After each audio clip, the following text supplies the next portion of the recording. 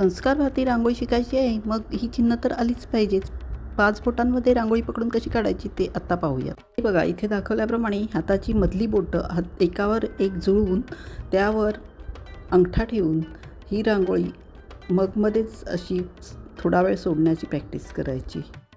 आता सांगितल्याप्रमाणे रांगोळी हातात पकडून सर्वात पहिलं चिन्ह बिंदू शिकूयात. मन एकाग्र करून ही सगळी कृती करायची. सुरुवातीला थोडं इकडे तिकडे होईल, पण मग नंतर सहजच जमेल. आता दुसरे चिन्ह रेषा काढायला शिकूयात. सतत दाखवल्याप्रमाणेच कृती करायची आहे. हात स्थिर ठेवून रांगोळी सोडायची प्रॅक्टिस करायची. आता तिसरं चिन्ह अर्धवर्तुळ करूयात.